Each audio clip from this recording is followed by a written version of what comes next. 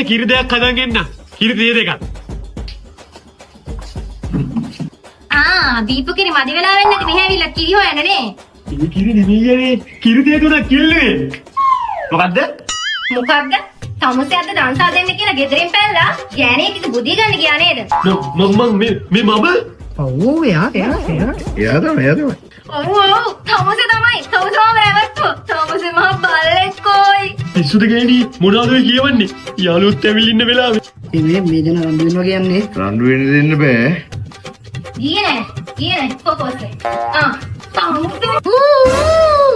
අයියෝ නංගි මේ බොරුවට සැක කරන්න එපා. මේ අපේ එක බොරු කියනවා නෙමෙයි. මේ උන්ට මතක නෑ.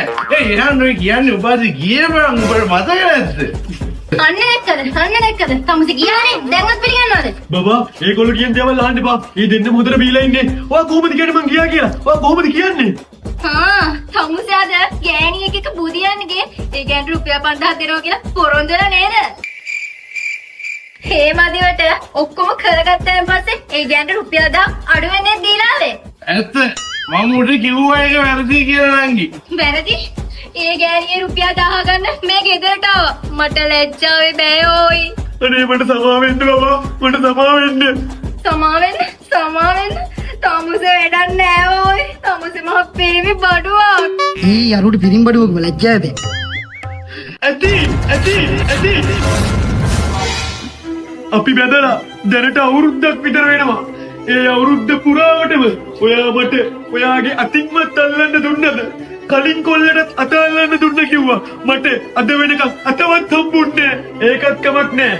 අපි දෙන්න හැමදාම රැයකට නිදාගත්තත් ඔයා බදිනව ඇද බැද්දෙන් චීන මහ ප්‍රාකාරය වගේ උසට කොට්ට තාප්පයක් බැදපු මිනිස්සු එහෙම ජීවත් වෙනවද?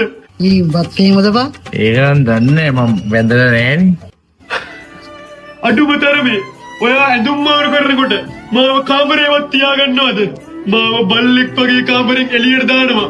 මටත් හැඟීම් දැනීම් කියලා දේවල් තියෙනවා. මට ලාගුරු නෑ. මාත් පිරිමියෙක්. අනේ මට සමා වෙන්න. මන් දනා හිටියේ නෑනේ එහෙම දෙයක්. ඔයාට මට කලින් කියන්න තිබුණානේ. බැදපු මිනිස්සුන්ට ඕවා කියලා කරවගන්න ඕනේද බබා? ඕවා දෙරිලා කරන්න ඕන දේවල්. දැනෙන්නේ කොහෙද නේවා? ඇයි? ඔයා ඒ වැඩේට සල්ලි දෙනවා කියලා කිව්වම මම වාත් එක්ක තින්නවද යන්නේ? බොරුද බෙමින්ද අයියේ?